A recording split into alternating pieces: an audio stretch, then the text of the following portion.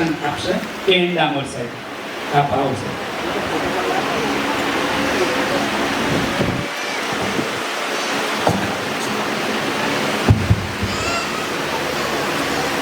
આજની આ સુરત ખાતેની આદિવાસી સમસભામાં ઉપસ્થિત અમારા સુરત શહેરના જોઈન્ટ પોલીસ કમિશનર એજાર ચૌધરી સાહેબ, ઉપસ્થિત આદિવાસી સમ સમિતિના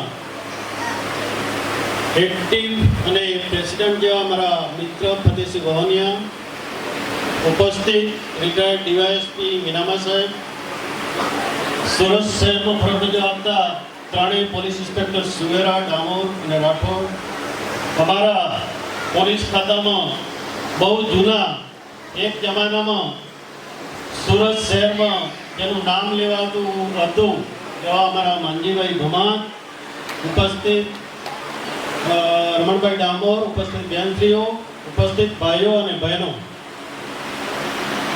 અગાઉના વક્તાઓએ અમારા ફતેહસિંહભાઈ અને સૂર્યા સાહેબે ઘણા બધા માર્ગદર્શન આપ્યા. લગ્ન પ્રસંગના જે ખર્ચાઓની વાત કરીએ તો આપણે જાતે અને જે આપણા વિસ્તારના જે રાજકારણી છે, સારા જગ્યા ઉપર જે પોસ્ટિંગ છે એને જોઈને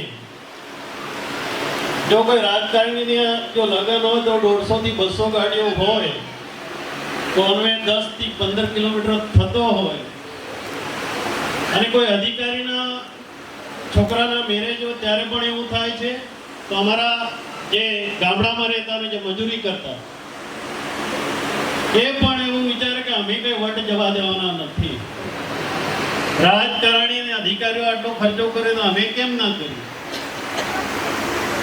એટલે અમુક કામમાં ભાજપ, કોંગ્રેસ જે કંઈ સંગઠનના આગેવાનો છે, એમએલએ છે, એમપી છે અને રિટાયર અધિકારી અને ચાલુ અધિકારી છે, એ બધાએ સાથે મળીને આખો જિલ્લો એક થાય તો આપણા જે કુરિવાજો છે એ આપણે બંધ કરી શકીએ.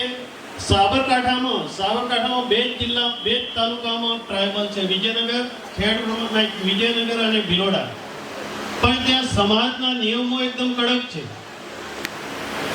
જ્યારે 90 અને 95માં દોલજી કાકા હતા, દોલજી કાકા ડામોર, એ ભાઈ કે એ બંને તાલુકામાં સમાજમાં એ કાયદો હતો. પણ આપણે પણ એવા આદિવાસી સમાજમાં આવા આગેવાનની, આવા વિચારશીલ માણસની જરૂર છે. બીજું, આપણે કહીએ છીએ કે જે અત્યારે રાજસ્થાનમાં જે ચૂંટણી થઈ, સોશિયલ મીડિયામાં તમે ઘણી બધી વાતો જોઈ હશે. એમાં ગોવિંદ ગુરુનું અને જે આપણા જય જોહરની ઘણી બધી વાતો થતી હતી. આદિવાસી પાર્ટીના લગભગ 2-3 એમએલએ છૂટાયા પણ ખરા. આપણા ગુજરાતમાં વાલિયામાં પણ છોટુભાઈ વસાવા વર્ષોથી એમએલએ રહ્યા, પણ એનો કોઈ મતલબ નથી. જે સરકાર છે, જેનું ચાલે છે અને જે આપણા જે પ્રવાહમાં છીએ ત્યાંનો જોઈન્ટ થવું જોઈએ, ત્યાં અવાજ કરવો જોઈએ. અત્યાર સુધી આપણા સમાજની અમદાવાદ, વડોદરા કે સુરતમાં કોઈ સમાજની વાડી નથી, કોઈ હોસ્ટેલ નથી. આના માટે પણ ભાજપ, કોંગ્રેસ ભૂલીને આપણે સૌ સાથે અધિકારીઓ મળીને અમદાવાદ, ગાંધીનગર અને સુરતમાં પણ સરકાર પાસે માગણી કરી કોઈ જમીનમાં કોઈ હોસ્ટેલ અને સારી યોગ્ય ગુણવત્તાવાળું શિક્ષણ લઈ શકે એટલા માટે સમાજની હોસ્ટેલ અથવા સમાજને રહેવા માટેની વ્યવસ્થા મોટી શહેરોમાં હોવી જોઈએ. બીજું, સૌરાષ્ટ્રમાં પહેલા જે ભાવનગર, અમરેલીમાંથી જે સુરતમાં બધા આવ્યા એ લગભગ બહુ ઓછું ભણેલા હતા. લગભગ 10માંથી જે મોટા મોટા ઉદ્યોગપતિ છે, લાલજીભાઈ પટેલ, ગોવિંદ કાકા, સવજીભાઈ ધોળકિયા, લવજીભાઈ, આ તમામ ઓછું ભણેલા છે.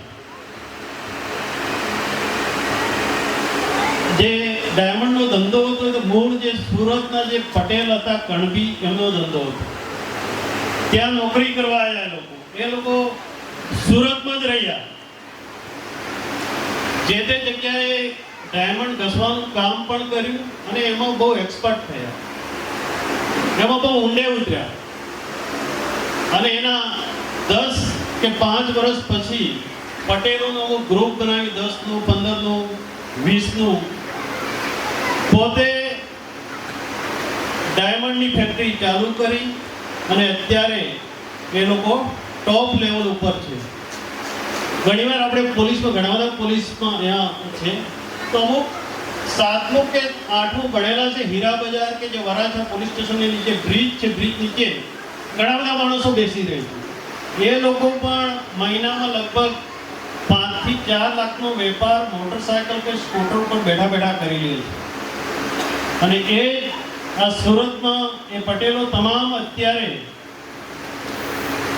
ઇન્ડિયા છોડીને, સુરત છોડીને આઉટ ઓફ કન્ટ્રી, તમને કેનેડા, અમેરિકા, કોઈ પણ દેશ એવો ન હોય તો સૌરાષ્ટ્રના પટેલો ત્યાં પહોંચ્યા ન હોય.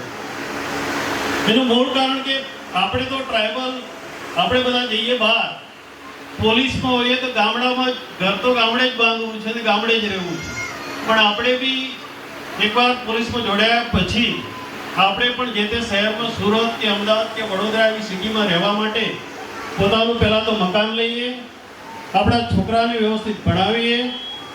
અને આ છોકરાને અમારા સુવેરા સાહેબે વાત કરી એમ, ભલે રિટાયર થઈને કોઈ પૈસા આપણી પાસે ન હોય પણ એને એવું એજ્યુકેશન આપો કે રિટાયર થયા પછી આપ આપના પેન્શનના જે પૈસા છે કોઈ સેવા, જે ગરીબ માણસની સેવામાં ઉપયોગ થાય. આપ સૌ ગામડાના, આપણે પોલીસોએ ગામડાના બધા વિચારો એકદમ અલગ જ હશે. વર્ષોથી આપણે અહીંયા રહીએ છીએ, ગામડાના વિચારોનો તાલમેલ નથી આવતો, પણ આપણે સાથે મળીને તાલમેલ મેળવવાની કોશિશ કરીએ. અને આવા બિરસા મુંડા ભવનના જેને પાયો નાખ્યો એવું ફતેહસિંહ જેવા જે વિચારો છે તેના વિચારોને ગામડે ગામડે પહોંચાડીએ અને આપણા સમાજને શિક્ષણમાં તમામ